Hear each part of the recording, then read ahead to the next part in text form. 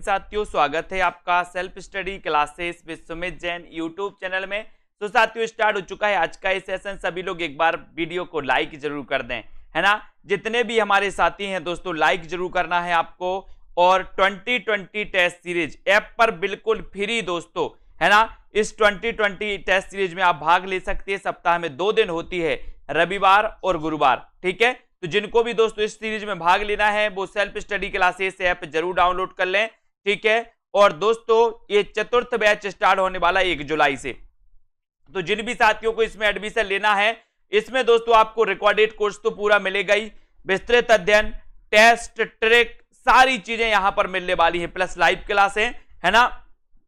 तो जल्दी से दोस्तों इसमें सभी लोग ज्वाइन हो जाएं, वीडियो को लाइक कर दें और सभी लोग दोस्तों शेयर जरूर कर दें, ठीक है। जिन भी साथियों को एडमिशन लेना है वो ले सकते हैं बम्पर तरीके से। निचोड़ क्लासें स्टार्ट हैं दोस्तों, निचोड़ क्लासें अभी स्टार्ट हुई हैं 21 जून से। आप उन क्लासों में अध्ययन कर सकते हैं, क्योंकि दोस्तों आपके नजदीक ही बहुत सारे एग्जाम हैं आपके, है ना। तो ये एग्जाम के दृष्टि से दोस्तों निचोड़ पढ़ाया जा रहा है हिंदी साहित्य का। आप उसमें एडमिशन लेकर के अपना अध्ययन प्रारंभ कर सकते हैं। तो स्टार्ट करते हैं दोस्तों आज का ये वीडियो। सभी लोग तैयार हैं? तो आज का यहां पर अपना पहला जो प्रश्न होगा दोस्तों वो ये है ना। आपको बताना है वसीयत नाटक के लेखक कौन है। वसीयत नाटक के लेखक कौन है आपको चयन करना है। भगवती चरण वर्मा है, नांग बोडस हैं, निराला है या फिर जयशंकर प्रसाद हैं। ये 4 में से आपको चयन करना है। सभी लोग एक बार लाइक जरूर कर देना। वसीयत नाटक के लेखक कौन माने जाते हैं, आपको उत्तर बताना है। बताइए जल्दी से, सभी लोग बताएंगे। वसीयत नाटक के लेखक आपको चयन करना है। और यहां पर सीधा क्वेश्चन सभी लोग बता रहे हैं, है ना। और बहुत बढ़िया, बहुत सारे लोगों ने ये बताया, लेकिन आपको याद रख लेना दोस्तों कि वसीयत नाटक ये 2 दोस्तों लेखकों का है। एक तो भगवती चरण वर्मा का भी है और दूसरा नाग बोडस का भी है। यानी कि यहां पर आपको कंफ्यूज नहीं होना। कभी अगर वसीयत पूछा जाए, बोले वसीयत भगवती चरण, है ना। कई लोग क्या करते हैं, अपनी जो वसीयत होती है वो भगवती के नाम कर जाते हैं, है ना। और कई की वसीयत पे नांग राज करता है, नांग, है ना। तो याद रख लेना, ये वसीयत नाटक भगवती चरण वर्मा का भी है और नाग बोडस का भी है, ठीक है। दोनों चीजें आप लोग याद रखना। और अगला क्वेश्चन आपकी स्क्रीन पर है, तीसरा हाथी नाटक के लेखक कौन है। तीसरा हाथी नाटक के लेखक कौन है। अच्छा प्रश्न है, सभी लोग लाइक जरूर कर देना। रमेश बख्शी है, शरद जोशी है, प्रेमचंद हैं या फिर धर्मवीर भारती हैं। तीसरा हाथी नाटक के लेखक कौन है, ये क्वेश्चन कई बार पूछा गया है। तीसरा हाथी बताना है ये नाटक किसका है। आपका एग्जाम दोस्तों जल्दी ही जल्द होने वाले हैं। जैसे अभी आया है टीजीटी का 7-8 अगस्त, पीजीटी का 17 से 18 अगस्त, है ना। तो इस एग्जाम की दृष्टि से आपको बहुत अच्छी तैयारी करना है। तीसरा हाथी नाटक के लेखक कौन माने जाते हैं, इसका उत्तर आपको बताना है। तो बहुत सारे लोगों को पता है दोस्तों कि तीसरा हाथी जो नाटक है ना, वो नाटक है किसका, रमेश बख्शी का। किसका है, रमेश बख्शी का। अब यहां पर देखो, थोड़ा सा यहां पर देख लो, है ना। तीसरा हाथी ये नाटक है रमेश बख्शी का। अंधों का हाथी, है ना, अंधों का हाथी दोस्तों ये नाटक है शरद जोशी का। अंधों का हाथी शरद जोशी का। और पागल हाथी, है ना, ये लघु कथा है प्रेमचंद की। अब आपसे अगर पूछा जाएगा कि तीसरा हाथी नाटक किसका है, आप क्या बताओगे, रमेश बख्शी। आपसे पूछा जाएगा अंधों का हाथी नाटक किसका है, तो आप क्या बताओगे, अंधों का हाथी दोस्तों शरद जोशी। और पागल हाथी ये लघु कथा है किसकी, प्रेमचंद की, ठीक है। तो ये अंधों का हाथी और तीसरा हाथी में कंफ्यूज आपको नहीं होना है। तीसरा हाथी रमेश बख्शी, अंधों का हाथी शरद जोशी, इसमें कंफ्यूज हो सकते हैं आप लोग। अभिमान मेरू किसे कहा जाता है, अच्छा क्वेश्चन, कई बार एक क्वेश्चन पूछा गया है। एक बार लाइक जरूर कर दें दोस्तों अपने मित्रों को। जिन भी साथियों ने अभी तक self study classes app download नहीं किया है, वो सेल्फ स्टडी क्लासेस ऐप को जरूर डाउनलोड कर लें, ठीक है। वहां पर आपके लिए फ्री टेस्ट सीरीज भी की जाती है सप्ताह में 2 दिन, है ना। और अभिमान मेरू किसे कहा जाता है, ये क्वेश्चन भी आपको बताना है। पुष्पदंत को, विद्यापति, मेरू तुंग या फिर नाभादास। क्वेश्चन बहुत बढ़िया है, क्वेश्चन कंफ्यूजन वाला है। चलिए तो कौन कौन ऐसे साथी हैं जो सही उत्तर बता पाते हैं और कौन कौन कंफ्यूज होकर गलत की ओर मुड़ जाते हैं, है ना। लगभग बहुत सारे लोगों का आंसर सही आ रहा है ना। कुछ लोगों ने उत्तर बस गलत सी पे पहुंच रहे हैं, कुछ लोग सी पे मेरू देखकर कुछ लोग सी पर पहुंच जा रहे हैं, लेकिन अच्छा उत्तर है ना, बहुत बढ़िया। 95 लोगों ने ए नंबर बताया है, पुष्पदंत। पुष्पदंत यानी कि आपका जो एक नंबर है, इन्होंने अपने आप को अभिमान मेरू कहा था दोस्तों, पुष्पदंत ने, है ना। इसको आपको याद रख लेना है। इन्हें अपभ्रंश का क्या कहा जाता है? इन्हें अपभ्रंश का भावभूति कहा जाता है। डॉक्टर भयाणी ने इन्हें कहा था और अभिमान मेरू इन्होंने अपने आप को कहा था। और पुष्पदंत का एक ग्रंथ है दोस्तों, कौन सा? महापुराण। महापुराण है, आपको पता है इस महापुराण में 63 सलाका पुरुषों, कितने सलाका पुरुषों? 63 सलाका पुरुषों का दोस्तों इसमें वर्णन मिलता है, किसमें? महापुराण में। और ये रचना किसकी है? पुष्पदंत की है, आपको पता होगा, है ना। अब यहां पर अपन देखते हैं दोस्तों अगला प्रश्न है, उत्तरार्ध भक्तमाल के रचनाकार कौन है? उत्तरार्ध भक्तमाल बताना। अभी तक आपने भक्तमाल पढ़ी और अब उत्तरार्ध भक्तमाल, दोनों ही रचनाएं पूछी जाती हैं। एक तो भक्तमाल आपसे पूछी जाती है, दूसरी उत्तरार्ध भक्तमाल भी आपसे पूछी जाती है। अब आपको कंफ्यूज रहता है उत्तरार्ध भक्तमाल में और भक्तमाल में, ठीक है। तो बताइए, भारतेंदु, नाभादास, प्रियादास या फिर हेमचंद्र? तो ये 4 विकल्प हैं आपके और 4 में से उत्तरार्ध भक्तमाल आपके लिए पूछा गया है। देखते हैं कौन कौन कंफ्यूज होता है यहां पर। लगभग, है ना, बहुत बढ़िया, कुछ लोग कंफ्यूज हो रहे हैं, है ना। कार्तिक जी कंफ्यूज, प्रतिमा जी कंफ्यूज, बहुत बढ़िया, हो जाओ कंफ्यूज, है ना। अब सभी लोगों ने पढ़ा कि सर भक्तमाल, अब भक्तमाल आ जाता तो आप आंखें बंद करके लगा देते हो नाभादास, लेकिन आपको याद रखना है उत्तरार्ध भक्तमाल के जो रचनाकार हैं दोस्तों, वो रचनाकार कौन है? भारतेंदु जी। कौन है? भारतेंदु जी। और यहां पर आपको याद रख लेना है, ठीक है, यहां पर अपन को याद रखना है कि उत्तरार्ध भक्तमाल के रचनाकार कौन है? भारतेंदु जी, ठीक है। और भक्तमाल के रचनाकार कौन है? नाभादास, ठीक है। और भक्तमाल की टीका किसने लिखी? तो टीका लिखी प्रियादास ने। ये तीनों क्वेश्चन बनते हैं, उत्तरार्ध भक्तमाल भारतेंदु, भक्तमाल नाभादास, है ना। और दोस्तों आपको पता होगा कि भक्तमाल की जो टीका लिखी वो किसने लिखी? प्रियादास ने लिखी, प्रियादास ने, है ना। तो कभी कभी आपसे क्वेश्चन पूछा जाता है कि भक्तमाल की टीका किसने लिखी, तब आपको बताना प्रियादास ने, है ना। उत्तरार्ध भक्तमाल के रचनाकार कौन है? भारतेंदु, ठीक है। भक्तमाल किसकी रचना है? नाभादास की, ये भी आपको याद रखना है। अगला क्वेश्चन आपको बताना, महापात्र किससे कहा जाता है? महापात्र किससे कहा जाता है? निराला को, नरहरि, बंदीजन को, रहीम या फिर विद्यापति को? एक रचना अपन ने पढ़ी थी दोस्तों, आज ही पढ़ी थी, कौन सी पढ़ी थी? महाप्रस्थान। महाप्रस्थान रचना किसकी है? महाप्रस्थान ये किसकी रचना है? और यहां महापात्र दिया है, तो महापात्र के रचनाकार कौन माने जाते हैं? बताइए, निराला जी हैं क्या, नरहरि, बंदीजन, रहीम या फिर विद्यापति? महापात्र किससे कहा जाता है? महापात्र किससे कहा जाता है, सभी को बताना है। और अब टोटल रिवीजन क्लासें चलेंगी दोस्तों, यानी कि पहले जो मैं आपको पढ़ा चुका हूं उन्हीं क्वेश्चनों को अपन यहां पर फिर से पढ़ेंगे। बहुत ही इंपॉर्टेंट क्वेश्चनों को सीरीज को लेकर के आएंगे हम। और महापात्र किससे कहा जाता है इसको आपको पढ़ना है, तब आपका उत्तर हो जाएगा। और सर निराला को कहा जाता है ना। महापात्र किसे कहा जाता है? निराला को कहा जाता क्या? बताइए। महाप्रस्थान के रचनाकार कौन है? महाप्रस्थान दोस्तों आपको पता होगा, ठीक है। यहां पर आपको याद रखना है कि महापात्र दोस्तों निराला को नहीं कहा जाता, नरहरि बंदीजन को कहा जाता है। जबकि एक क्वेश्चन आपसे पूछा जाता है महाप्राण, महाप्राण किसे कहा जाता है? तो महाप्राण निराला को कहा जाता है, इसको आपको समझ लेना है, ठीक है।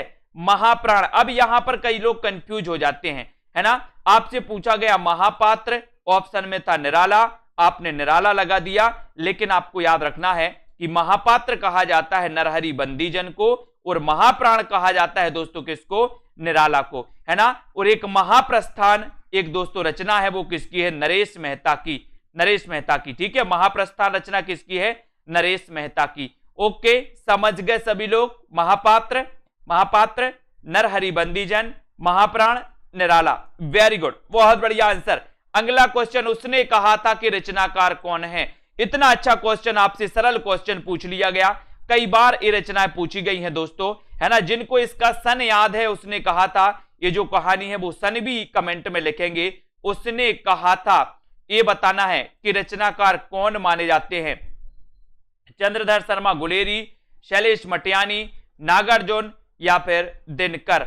उसने कहा था कि रचनाकार कौन है। उसने कहा था कि रचनाकार कौन है ना। इस सीरीज को अपन 1-2 दिन में खत्म करेंगे। उसके बाद 1000 प्रश्नों की जो ओल्ड पेपर अपन ने 1000 प्रश्नों की सीरीज है उसको लेकर के आगे चलेंगे, है ना।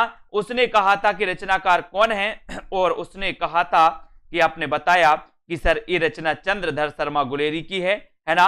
1915 इसका रचना काल है, सभी को पता है। लेकिन एक चीज और आपको याद रखना है, उसने नहीं कहा था शैलेश मटियानी, और तुमने कहा था नागार्जुन। तुमने कहा था नागार्जुन, ठीक है, तुमने कहा था नागार्जुन। उसने नहीं कहा था शैलेश मटियानी, और उसने कहा था चंद्रधर शर्मा गुलेरी। बोले सर ये 3 क्वेश्चन आ गए। सबसे पहला क्वेश्चन तो आ गया दोस्तों कि उसने कहा था चंद्रधर शर्मा गुलेरी। फ्लैशबैक शैली में लिखी गई ये दोस्तों कहानी थी चंद्रधर शर्मा गुलेरी की, 1915 की ये कहानी थी, है ना। उसने नहीं कहा था ये शैलेश मटियानी की है, और उसने, है ना, तुमने कहा था नागार्जुन। और नागार्जुन का जन्म तो सभी लोगों को पता है 1911 में हुआ था नागार्जुन का जन्म। लेकिन आपको नागार्जुन के बारे में एक चीज और याद रखनी है कि सर इन्हें आधुनिक काल का कबीर भी कहा जाता है। कबीर के बाद ऐसे व्यंग्यकार दोस्तों आधुनिक काल में अगर कोई हुए हैं तो वो हुए हैं कौन? नागार्जुन। वेरी गुड, बहुत बढ़िया आंसर। अगला क्वेश्चन की ओर बढ़ते हैं। आदि काल को चारण काल किसने कहा? इतना अच्छा क्वेश्चन आपसे पूछा गया। अब इतना अच्छा क्वेश्चन अगर आपसे पूछा जाता है तो सभी लोगों का उत्तर बिल्कुल सही आना चाहिए। आदि काल को चारण काल किसने कहा? चंद्रधर शर्मा गुलेरी ने, राम कुमार वर्मा, ग्रियर्सन या फिर दिनकर ने। आदि काल को चारण काल किसने कहा? आदि काल को चारण काल किसने कहा? लिखिए जल्दी से, आदि काल को चारण काल किसने कहा? बहुत सारे यहां पर 4-5 ऑप्शन है आपके पास। राम कुमार वर्मा है, ग्रियर्सन है, तो आपका उत्तर क्या लगाएंगे आप लोग, है ना? आपको पता है कि सर राम कुमार वर्मा ने भी कहा है और ग्रियर्सन ने भी कहा है ना। लेकिन सबसे पहले ग्रियर्सन ने कहा। इसको दोस्तों ये भी आपको याद रखना है कि इन दोनों ने, राम कुमार वर्मा और ग्रियर्सन दोनों ने कहा है आदि काल को चारण काल। अब दोनों ने कहा है तो दोनों आपको उत्तर याद रखना है। एक क्वेश्चन आपको सामने इसलिए रखे गए हैं ताकि आपको समझ में आए कि दोनों कौन कौन से हैं। राम कुमार वर्मा अगर ऑप्शन में होगा तो राम कुमार वर्मा आपको लगाना है, ग्रियर्सन होगा तो ग्रियर्सन आपको लगाना है ना। तो यहां कंफ्यूज आपका होता है, कभी आप ग्रियर्सन किसी पुस्तक में पढ़ लेते हो, किसी पुस्तक में आप राम कुमार वर्मा पढ़ लेते हो, ठीक है। तो ये आपको याद रखना है, दोनों चीजें आप लोग याद रखेंगे। नेक्स्ट क्वेश्चन है, भक्ति काल को स्वर्ण युग किसने कहा? स्वर्ण युग किसने कहा? सभी साथी बताइए, भक्ति काल को स्वर्ण युग किसने कहा? चंद्रधर शर्मा गुलेरी, श्याम सुंदर दास, ग्रियर्सन या फिर दिनकर? बताइए किसने कहा है? भक्ति काल को स्वर्ण युग किसने कहा? अब यहां पर स्वर्ण युग पूछा गया है आपसे, और ऑप्शन में भी आपको 2-2 ऑप्शन मिल रहे हैं, तो आप उत्तर क्या लगाओगे? क्या लगाओगे? ऐसी अगर स्थिति है, ऐसा अगर क्वेश्चन आया है तो आप क्या उत्तर लगाओगे? देखते हैं कौन कौन सही बता रहा है। स्वर्ण युग किसने कहा? भक्ति काल को स्वर्ण युग किसने कहा? ऐसा क्वेश्चन अगर आता है तो दोस्तों युग अगर आता है और ऑप्शन में आपके दोनों ऑप्शन यहां पर आते हैं तो दोनों ऑप्शन में से आपको क्या लगाना है? श्याम सुंदर दास। अगर युग पूछा गया तो, है ना, और दोनों ऑप्शन हैं तो। लेकिन अगर आपसे पूछा जाए स्वर्ण काल पूछा जाए, और इसी प्रकार की स्थिति दोनों ऑप्शन की बनी है कि दोनों ऑप्शन आपको सामने दिख रहे हैं, तो स्वर्ण काल अगर पूछा जाए तो आप ग्रियर्सन लगा देना, है ना, और स्वर्ण युग अगर पूछा जाए तो श्याम सुंदर दास लगा देना। लेकिन नॉर्मली क्वेश्चन आपसे पूछा जाता है कि भक्ति काल को स्वर्ण काल किसने कहा, तो इन दो में से एक ऑप्शन आपको मिल जाता है, या तो आपको श्याम सुंदर मिलेगा या आपको ग्रियर्सन मिलेगा, ठीक है। तो यहां पर आपको दोस्तों कंफ्यूज नहीं होना, ये तो सिर्फ मैंने आपको बता दिया कि स्वर्ण युग कहा श्याम सुंदर दास ने और स्वर्ण काल कहा ग्रियर्सन ने। लेकिन क्वेश्चन नॉर्मल ही आता है आपके पास, या तो आपसे काल पूछा जाता है या युग पूछा जाता है, इन दो में से ऑप्शन में एक ही आपको मिलता है। ठीक है, तो ये आपको याद रखना है। अगला क्वेश्चन देख लेते, साय में धूप काव्य कृति के रचनाकार कौन है? साय में धूप काव्य कृति के रचनाकार कौन है? या आपसे पूछा जाएगा कि हिंदी साहित्य के भक्ति काल को सर्वप्रथम स्वर्ण काल किसने कहा? तो आप ग्रियर्सन लगा देना। ठीक है, साय में धूप काव्य कृति के रचनाकार कौन है आपको बताएं। तो यहां पर दोस्तों जाता है सीढ़ियों पर धूप में धूप, है ना, एक साय में धूप और दूसरी ये जो रचना है ये दोस्तों को पता होनी चाहिए कि रचना रघुवीर साय में धूप दुष्यंत कुमार को जानते हैं। अपनी की ओर चलते हैं, भाषा भूषण कृति के रचनाकार कौन है? भाषा भूषण कृति के रचनाकार कौन है? बहुत अच्छा क्वेश्चन है दोस्तों, देखो बहुत अच्छे से पढ़ना है दोस्तों। धर्मवीर भारती माने जाते हैं या फिर दोस्तों दिनकर जी माने जाते हैं? कौन कौन सही उत्तर यहां पर बताएगा? भाषा भूषण किसे कहा जाता है? और बहुत कंफ्यूज हो गए, यहां पर भूषण देखा तो भूषण लगा दिया, लेकिन भूषण गलत है। उत्तर आपका क्या है? जसवंत सिंह। ऐसे ही आपको कंफ्यूज किया जाता है, यहां पर भाषा भूषण लगा देते हो लेकिन वास्तव में उत्तर जसवंत सिंह है। भाषा भूषण जसवंत सिंह। अगला क्वेश्चन आता है दोस्तों, आदिकाल को आरंभिक काल किसने कहा? क्वेश्चन में डाउट्स रहता है आपको, लेकिन इसके बाद अब डाउट्स नहीं रहेगा। भक्ति आदिकाल को आरंभिक काल नाम किसने दिया? सभी लोग बताएंगे उत्तर आपका क्या हो जाता है। आदिकाल को आरंभिक काल नाम किसने दिया? गणपति चंद्र गुप्त ने, मिश्र बंधु ने, हजारी प्रसाद द्विवेदी या फिर रामचंद्र शुक्ल ने? किसने कहा है आरंभिक काल और प्रारंभिक काल?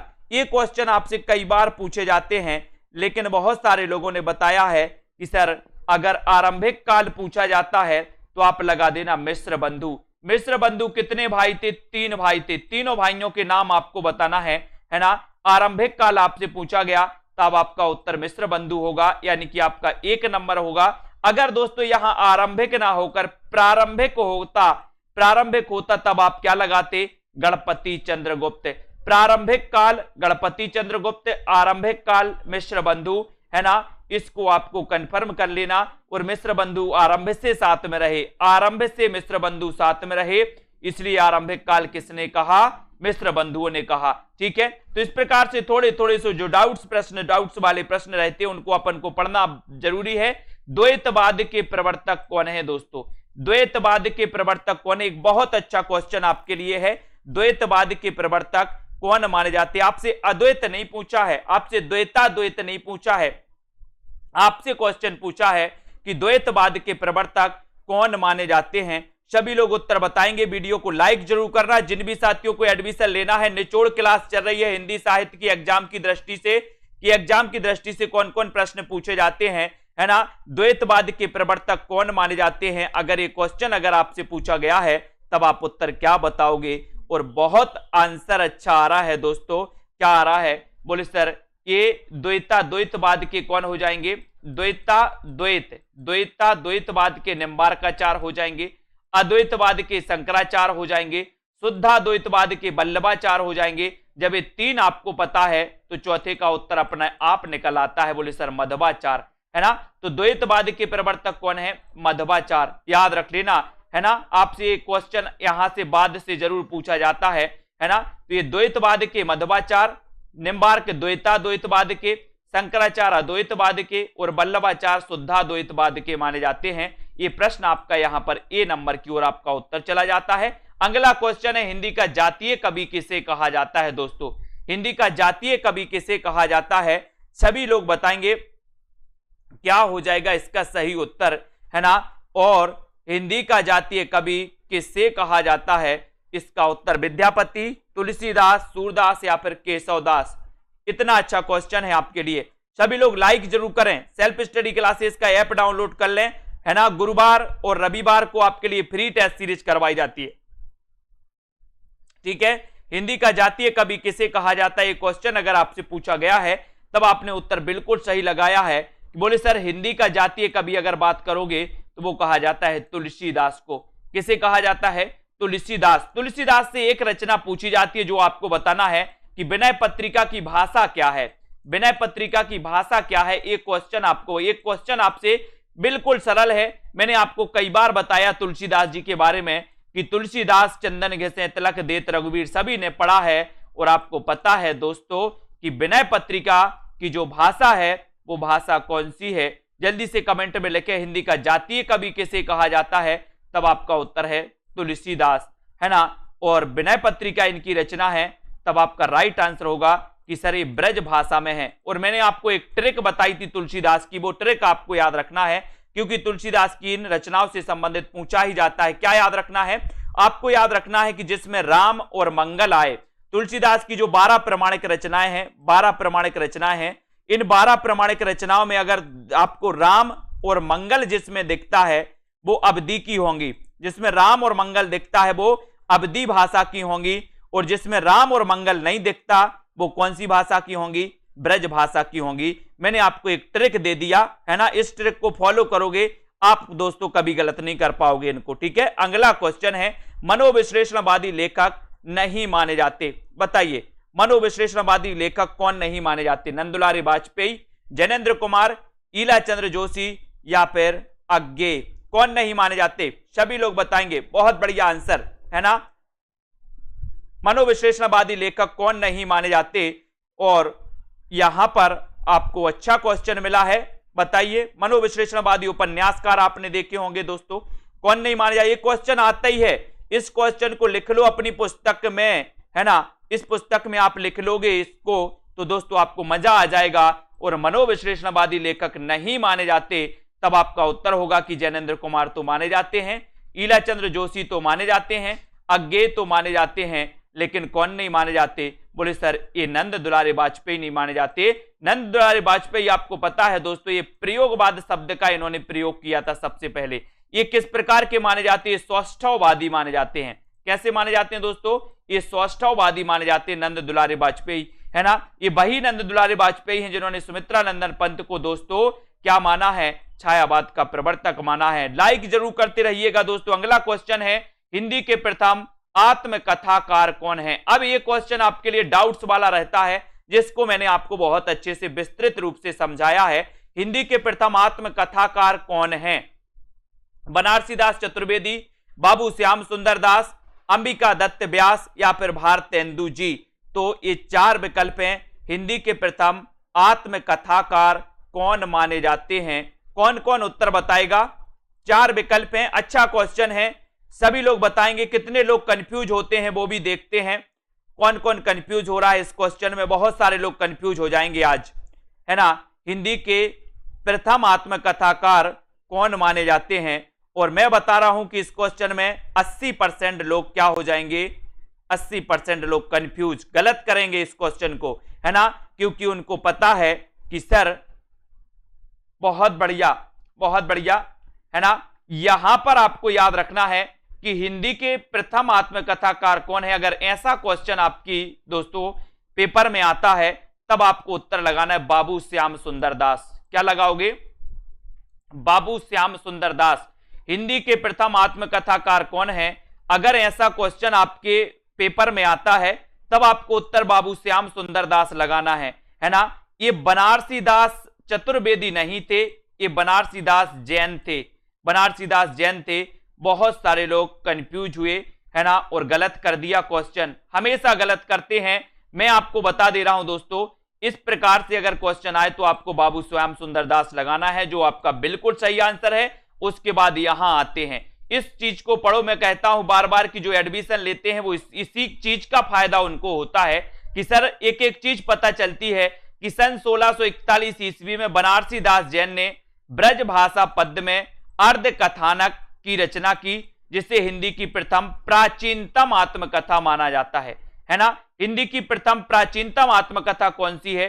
तब आप लगाओगे अर्ध कथानक, है ना। अर्ध कथानक का संपादन नाथुराम प्रेमी ने किया था और इसका प्रकाशन पहली बार 1943 में हिंदी ग्रंथ रत्नाकर बंबई से हुआ था दोस्तों, पहली बार, है ना। लेकिन आपको याद रख लेना कि सन 1941 में बाबू श्याम सुंदर दास कृत मेरी आत्म कहानी को हिंदी की प्रथम प्रसिद्ध आत्मकथा मानी जाती है। तो यहां पर आपको याद रखना है, बहुत सारे लोग कंफ्यूज हो गए। अगर क्वेश्चन में यहां पर दोस्तों आपका बाबू श्याम सुंदर दास था तो सबसे पहले याद रख लेना कि ये बाबू श्याम सुंदर दास की ही 1941 में प्रकाशित हुई है ना। 1641 में इनमें ब्रजभाषा पद्य में अर्ध कथानक की रचना की है ना, जिसे हिंदी की प्रथम प्राचीनतम आत्मकथा माना जाता है, अर्ध कथानक को। इसको समझ लेना बहुत अच्छे से। ये क्वेश्चन पंजाब मास्टर कैडर में आया था और बहुत सारे लोग गलत करके आए थे इस क्वेश्चन को। क्यों गलत करके आए थे? क्योंकि उनको यहां पर बनारसी दास चतुर्वेदी दिख गया था तो समझ गए थे कि ये बनारसी दास ही हैं, है ना। लेकिन आपको पता होनी चाहिए ऐसी सिचुएशन अगर बनती है तो आपको बाबू श्याम सुंदर दास लगाना है, ठीक है, याद रख लेना सभी लोग। बहुत बढ़िया। अब अगले क्वेश्चन की ओर बढ़ते हैं, अपन अगला प्रश्न देख लेते हैं। बीभत्स रस का स्थायी भाव क्या है? क्वेश्चन आता ही है, पक्का आता है ना, जल्दी से बताइए। बीभत्स रस का स्थायी भाव क्या है? बीभत्स रस का स्थायी भाव क्या है? जुगुप्सा, विस्मय, भय या फिर आश्चर्य? बीभत्स रस का स्थायी भाव क्या है? बीभत्स रस का स्थायी भाव क्या है ये आपको बताना है। जुगुप्सा है, विस्मय है या फिर भय या फिर आश्चर्य है? एक बार लाइक जरूर कर देना और दोस्तों आपको बताना है कि वीडियो को लाइक करके शेयर अपने मित्रों तक कर देना। आज दोस्तों सभी लोग बीभत्स रस का स्थायी भाव बताएंगे और बीभत्स रस का जो स्थायी भाव होता है वो क्या होता है ना, क्या होता है? बोले सर वो होता है जुगुप्सा। क्या होता है? जुगुप्सा। ये यहां पर कंफ्यूज नहीं होना क्योंकि बहुत सारे लोग इस बीभत्स रस में दोस्तों क्या हो जाते हैं, भयभीत हो जाते हैं, इसमें कंफ्यूज नहीं। इसको देख लो थोड़ा सा। एक क्वेश्चन मैं बता रहा हूं, अगर रस से स्थायी भाव से कोई क्वेश्चन आएगा तो वो यही आएगा, या तो आपसे अद्भुत रस का पूछा जाएगा या आपसे बीभत्स रस का पूछा जाएगा। इन दोनों में से आपको मिल जाएगा, है ना। अद्भुत रस का स्थायी भाव क्या है तो आपके ऑप्शन में आश्चर्य मिलेगा और विस्मय मिलेगा, आश्चर्य या विस्मय मिलेगा, ठीक है। और बीभत्स रस का पूछा जाता है तो जुगुप्सा या घृणा आपके ऑप्शन में मिलेगा। भूलना नहीं है साथियों, यहां से क्वेश्चन आता ही है ना। और बढ़ जाते हैं अगले क्वेश्चन की ओर। इन दो में से आपका एक क्वेश्चन आ जाएगा। एक पति के नोट्स के रचनाकार कौन है? एक पति के नोट्स और एक पत्नी के नोट्स सभी लोग पढ़ते हैं, जल्दी से बताएंगे और उत्तर क्या हो जाएगा फटाफट से बताना है। एक पति के नोट्स के रचनाकार कौन है? तो महेंद्र भल्ला है या फिर ममता कालिया, नीलेश रघुवंशी या फिर अज्ञेय जी हैं। एक पति के नोट्स और एक पत्नी के नोट्स। मैंने कई बार आपको याद करवाया कि एक पति के नोट्स अगर आप किसी को दोगे तो क्या हो जाएगा, है ना, भल्ला भल्ला पढ़ेंगे। बोले सर, है ना, ये भल्ला भल्ला पढ़ेंगे, याद रख लेना। तो एक पति के नोट्स महेंद्र भल्ला, एक पत्नी के नोट्स आपसे पूछा जाता है, एक पत्नी के नोट्स, तो एक पत्नी के नोट्स ममता कालिया। अगर अपनी पत्नी के नोट्स किसी को दे दिए तो फिर पत्नी का कालिया रूप देख लेना, कालिया। बोले सर पत्नी के नोट्स क्या दे दिए? पत्नी तो कालिया बन गई, है ना। तो ममता कालिया, एक पत्नी के नोट्स, एक पति के नोट्स महेंद्र भल्ला, इनको हमें अच्छे से याद करना है। अगला क्वेश्चन आता है यहां पर, पंच परमेश्वर कहानी के लेखक कौन है? पंच परमेश्वर कहानी के लेखक कौन है ये बताना है। इतनी अच्छी दोस्तों कहानी है। अब यहां पर प्रेमचंद हैं, रांगे राघव हैं, सुदर्शन हैं या फिर दोस्तों राजेश जोशी हैं?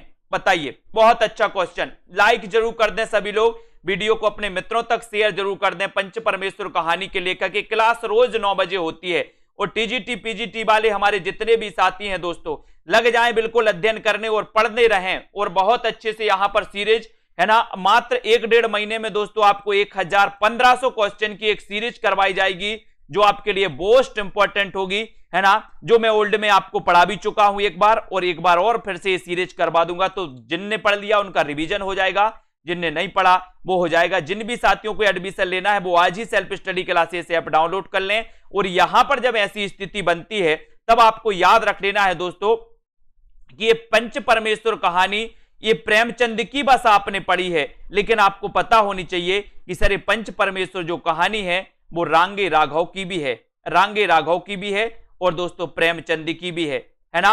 तो ये आपको याद रख लेना, पंच परमेश्वर कहानी एक रांगे राघव की भी है और एक प्रेमचंद की भी है, ठीक है। सभी लोग इस चीज को याद रखेंगे। अगला क्वेश्चन है, जाति पाति पूछे नहीं कोई, हरि को भजे सो हरि को होई। कई बार कंफ्यूज होते इसमें, जाति पाति पूछे नहीं कोई, हरि को भजे सो हरि को होई। ये पंक्ति कितनी बार पूछी गई है ना।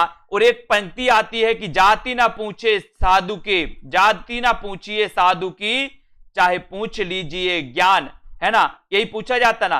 तो यहां पर बहुत सारे लोग दोस्तों कंफ्यूज होते हैं। जाति ना पूछे साधु की, चाहे पूछ लीजिए ज्ञान, और जाति पाति पूछे नहीं कोई, हरि को भजे सो हरि को होई। यहां कंफ्यूज आपका क्रिएट होता है, लेकिन इस कंफ्यूज को क्लियर करना है कि जाति पाति पूछे नहीं कोई, ये जो पंक्ति है दोस्तों, ये कबीरदास की नहीं है। ये पंक्ति किसकी है? ये पंक्ति रामानंद की है। किसकी है? बहुत सारे लोगों ने बता दिया कि सर ये पंक्ति कबीर की है। बहुत सारे लोगों ने आंखें बंद की और कबीर लगा दिया। मैं इसलिए डाउट्स वाले क्वेश्चन आपको लेकर के आया हूं कि आप लोग जाते हो एग्जाम में और सीधा सीधा लगाते हो। अब दोस्तों एक पूछी जाती है कि जाति पाति पूछे नहीं कोई, हरि को भजे सो हरि को होई। ये पंक्ति रामानंद की है। किसकी है? रामानंद की है। लेकिन आपको याद रख लेना है जो तो, है ना, जाति ना पूछे साधु की, चाहे पूछ लीजिए ज्ञान, है ना, ये कबीर की है। ये किसकी है? ये कबीर की है। तो ये दोनों में आपको अंतर समझ लेना है और दोस्तों याद रखना है, ये कबीर की है, ये रामानंद की है। ठीक है, याद रख लेना। जाति ना पूछे साधु की, चाहे पूछ लीजिए ज्ञान, एक कबीर की है। ठीक है, यहां कंफ्यूज नहीं होना। अगला क्वेश्चन है, भक्ति द्रविण उपजी लाए रामानंद, ये पंक्ति किसकी? अगर ऐसा क्वेश्चन आपका आता है तो क्या बताओगे आप? जल्दी से बताओ। भक्ति द्रविण उपजी लाए रामानंद पंक्ति के रचनाकार कौन है? कबीरदास, रामानंद, रामानुजाचार्य या फिर तुलसीदास? भक्ति द्रविण उपजी लाए रामानंद, ये पंक्ति किसकी है? इस पंक्ति के रचनाकार कौन है?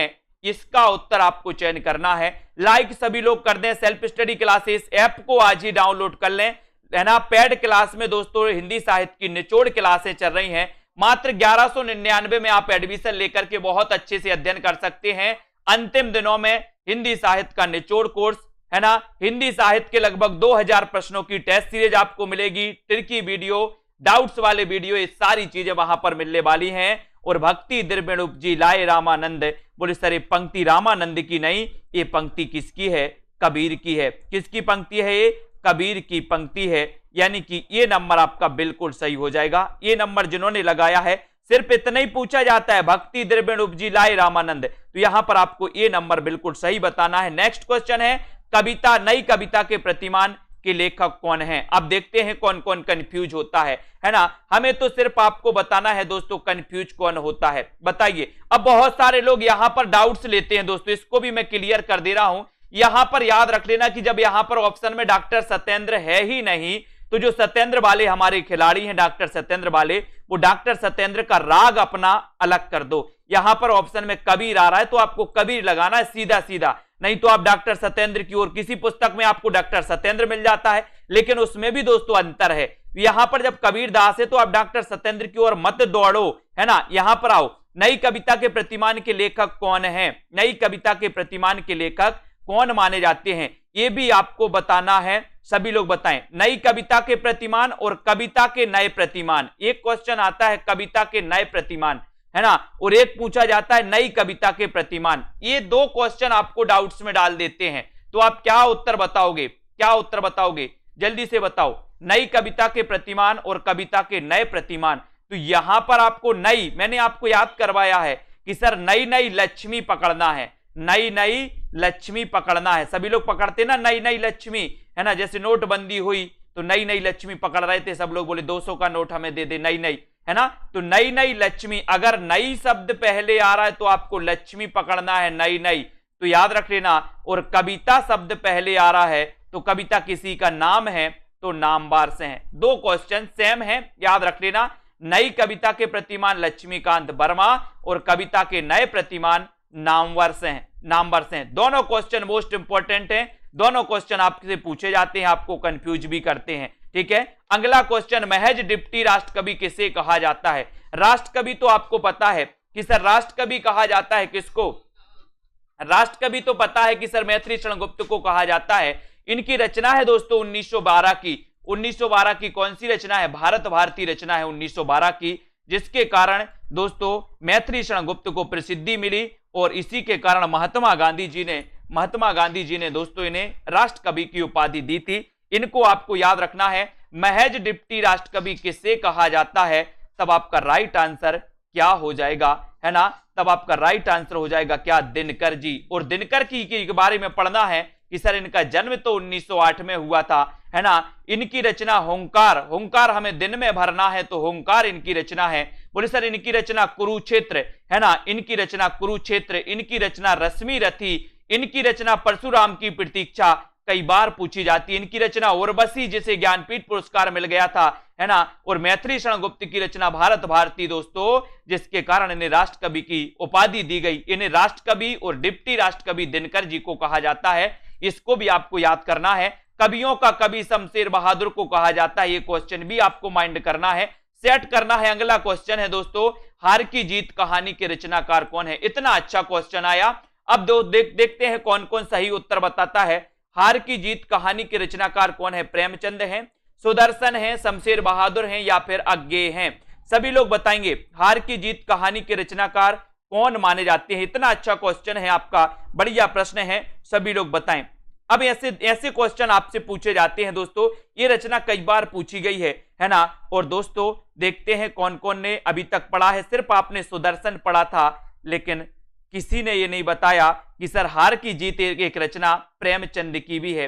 हार की जीत रचना कहानी दोस्तों एक प्रेमचंद की भी है और एक कहानी सुदर्शन की भी है। अभी तक हमने सुदर्शन ही पढ़ा था कि सर हार की जीत कहानी सुदर्शन की है, बाबा भारती, खड़कसिंह डाकू, है ना। लेकिन एक हार की जीत कहानी प्रेमचंद की भी है। किसकी है, प्रेमचंद की भी है। तो यहां पर आपको याद रखना, हार की जीत कहानी प्रेमचंद की भी है और सुदर्शन की भी है। ठीक है, बहुत सारी चीजें आपकी क्लियर होती जाएंगी दोस्तों, कंफ्यूज नहीं रहना, दोनों आपका बिल्कुल सही हो जाएगा। अगला क्वेश्चन है, पूस की रात कहानी के रचनाकार कौन है। पूस की रात कहानी के रचनाकार कौन है। इतना अच्छा क्वेश्चन है, सभी से बनेगा लगभग। सभी लोग लाइक जरूर करेंगे अपने दोस्तों इस वीडियो को। पूस की रात कहानी के जो रचनाकार माने जाते हैं वो कौन माने जाते हैं, ये आपको बताना है। प्रेमचंद जी माने जाते हैं, बादशाह हुसैन रिजवी, यशपाल या फिर अज्ञेय माने जाते हैं। तब आपका राइट आंसर क्या हो जाएगा यहां पर, पूस की रात कहानी के रचनाकार कौन है। तो आप अधिकांश लोगों ने उत्तर बता दिया दोस्तों। आपको पता है कि ये पूस की रात दोस्तों, पूस की रात दो लोगों की है, दो लोगों की है। वो दो लोग यहां पर उपस्थित हैं। सबसे पहले तो प्रेमचंद की आपको पता है, लेकिन आपको यह भी पता होनी चाहिए कि बादशाह हुसैन रिजवी की दोस्तों ये रचना है। बादशाह हुसैन रिजवी की भी ये रचना है पूस की रात कहानी, है ना। तो इनकी भी कहानी है और प्रेमचंद की भी कहानी है। तो याद रखना, वैसे अधिकांश आपको प्रेमचंद पूछा जाता है, लेकिन इसको भी अपन को नहीं भुलाना है। पूस की रात कहानी प्रेमचंद, पूस की रात कहानी के रचनाकार दोस्तों बादशाह हुसैन रिजवी भी हैं, है ना। तो ये दोनों आपको याद रखना है, दोनों। जैसे सुदर्शन की अपन ने हार की जीत पढ़ ली कि प्रेमचंद की भी है और सुदर्शन की भी है, वैसे ही पूस की रात प्रेमचंद की भी है और बादशाह हुसैन रिजवी की भी है। ठीक है, याद रख लेना, बहुत बढ़िया। नेक्स्ट क्वेश्चन है, तेरी मेरी उसकी बात, तेरी मेरी उसकी बात के रचनाकार कौन है। अच्छा क्वेश्चन है। तेरी मेरी उसकी बात प्रेमचंद है, निराला है, यशपाल है या फिर अज्ञेय हैं। तेरी मेरी उसकी बात। और ऐसे कौन से साथी हैं जिन्होंने सेल्फ स्टडी क्लासेस ऐप को डाउनलोड नहीं किया। सेल्फ स्टडी क्लासेस ऐप को सभी साथी डाउनलोड करें, अध्ययन करें, बढ़िया मस्ती से अध्ययन करते रहें। तेरी मेरी उसकी बात के रचनाकार कौन माने जाते हैं, ये क्वेश्चन आपके लिए है दोस्तों। एक उद्देश्य है कि जितने जहां पर आपके 1-2 नंबर से आप चूकते हो एग्जाम में, है ना, वो भी आप 1-2 नंबर से नहीं चूको। ऐसे उद्देश्य को लेकर, ऐसे क्वेश्चनों को लेकर के हम आपको आते हैं, है ना। तो यहां पर तेरी मेरी उसकी बात के रचनाकार कौन माने जाते हैं। और तेरी मेरी उसकी बात बोले किसको नहीं बताना, यश को नहीं बताना, यशपाल। तेरी मेरी उसकी बात, यशपाल। ठीक है, यहां पर याद रख लेना। और एक क्वेश्चन आता है दोस्तों, कोठरी की बात, कोठरी की बात ये किसकी रचना है। कोठरी की बात, तो कोठरी की बात अज्ञेय, कोठरी की बात अज्ञेय, है ना। बोले सर कोठरी की बात तो अज्ञेय रहनी चाहिए, तो कोठरी की बात अज्ञेय। तेरी मेरी उसकी बात दोस्तों ये किसकी है, तो तेरी मेरी उसकी बात यशपाल, है ना। अब आपसे पूछा जाएगा कि कोठरी की बात किसकी, आप बता देना अज्ञेय। तेरी मेरी उसकी बात किसकी है, तो आप बता देना यशपाल। ठीक है, क्लियर, बहुत बढ़िया। अगला क्वेश्चन आपको बताना है, हिंदी के प्रथम कवि कौन है। अच्छा क्वेश्चन है दोस्तों, हिंदी के प्रथम कवि कौन है। अब बहुत सारे लोग कंफ्यूज होते हैं इसमें, इतना अच्छा क्वेश्चन दिया है और विकल्प भी इतने अच्छे दिए हैं कि दोस्तों आप कहीं ना कहीं कंफ्यूज होकर गलत कर बैठोगे। हिंदी के प्रथम कवि कौन है बताइए। क्वेश्चन कई बार आया है, हिंदी के प्रथम कवि कौन है, लेकिन आपको पता होनी चाहिए कि कौन है। सभी लोगों को पता है कि सर, आपको पता है कि हिंदी के प्रथम जो कवि हैं वो कवि हैं सरहपाद। कौन है? सरहपाद हैं, है ना। हिंदी के प्रथम कवि कौन है? तो आपका उत्तर हो जाएगा सरहपा। लेकिन दोस्तों अगर आपसे पूछा जाए कि हिंदी के प्रथम महाकवि कौन है, अगर आपसे महाकवि पूछा जाए तो आप क्या लगाओगे? महाकवि कौन है तब आप क्या लगाओगे?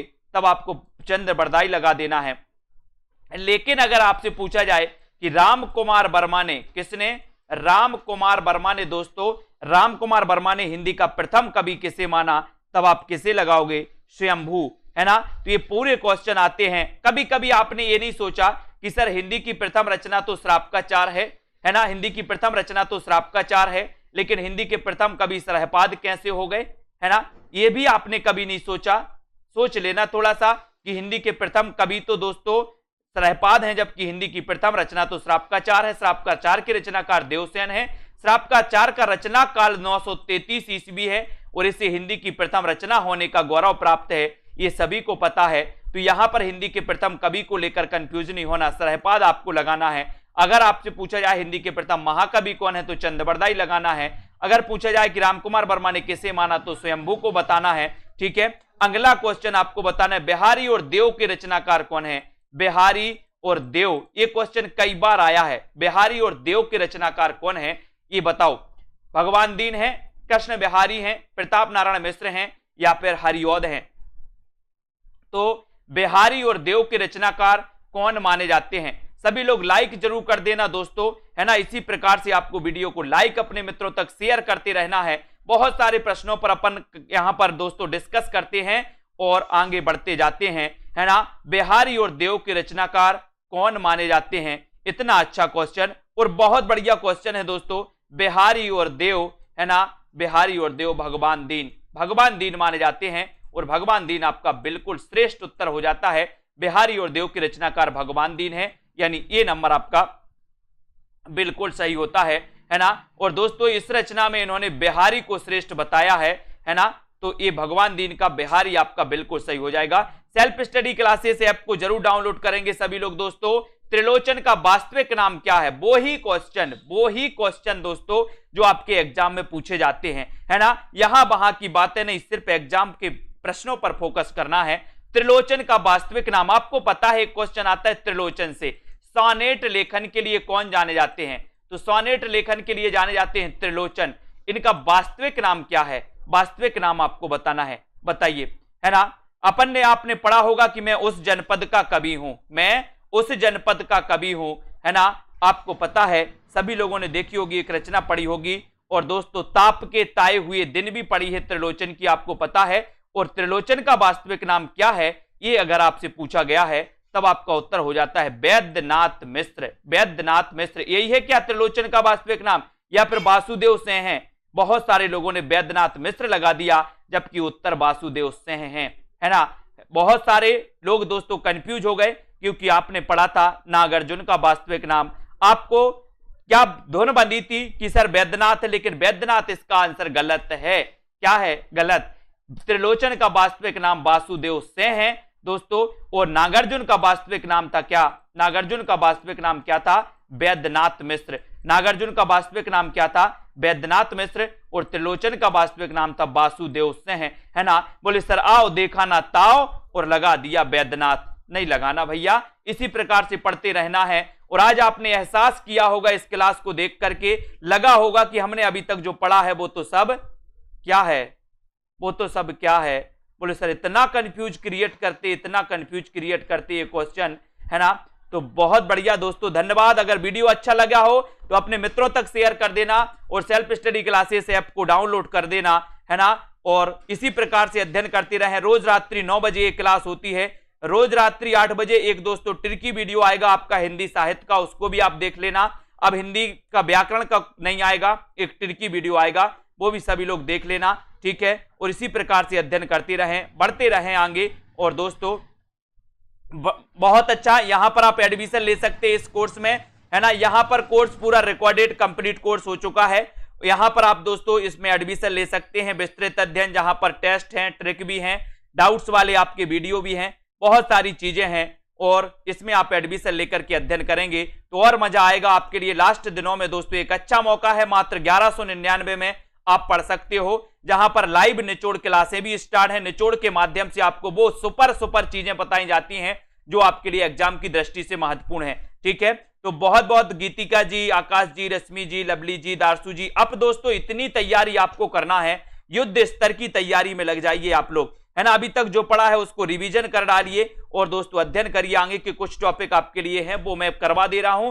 विमलेश जी, प्रमोद, नारायण जी, लालदास, मनीषा जी, ललिता जी, ठीक है, सतीश जी, बिल्कुल बहुत बढ़िया, है ना। लालदास, प्रमोद, डॉली सेठ जी, ओम जी, कमला, श्याम पंडित जी, कुबेर जी, लोकेश जी और शिवांश जी, दारसू, मंजू जी, लालदास जी, प्रिंस जी, विजय जी, तनु जी, रचना जी, गीतिका, राममूरत जी, बहुत बहुत धन्यवाद। लाइक शेयर करते रहें। 9 बजे एक क्लास होती है दोस्तों और एक क्लास आपकी 40 मिनट चलती है ना। लाइक जरूर करना है। रचना, रीता, मंजू जी, कमला, प्रमोद जी, दारसू जी, प्रमिला, राजेश जी, मनीषा, रश्मि पाठक जी, किशोल जी, ठीक है, प्रमोद कुंवर जी, संजय यादव जी, गीतिका जी, वेरी गुड, कार्तिक सिंह जी, रचना जी और नवदीप जी, रुचि जी, मंजू जी, ठीक है, बहुत बहुत धन्यवाद। सभी लोग अच्छे से अध्ययन करें। अब दोस्तों आपके लिए कुछ ही टाइम है ना, जिसके लिए आप सुनीता तिवारी जी यहाँ पर बहुत अच्छा रेगुलर अध्ययन आप कर सकते हैं। रोहित जी, शैलेश कुमार जी, ठीक है, मंजू जी, प्रमोद जी, कुशल जी, रंजना, ललित जी, दारसू, मधु जी, प्रमोद जी, कुबेर जी, ठीक है, तनु जी, जया, अमृता, कुशल, बहुत बढ़िया, कृष्णा, बाल मुकुंद, भारती, अनिल जी, ममता, सीमा, ओमदेव जी, अजय शर्मा जी, नीतू जी, राकेश जी, राधिका, ओपी सिंह, शशि, ललिता जी, निरूपमा, प्रमोद, ठीक है, जुगनू जी, लवली जी, सभी साथियों को धन्यवाद आज के इस वीडियो के लिए। ठीक है, जय हिंद।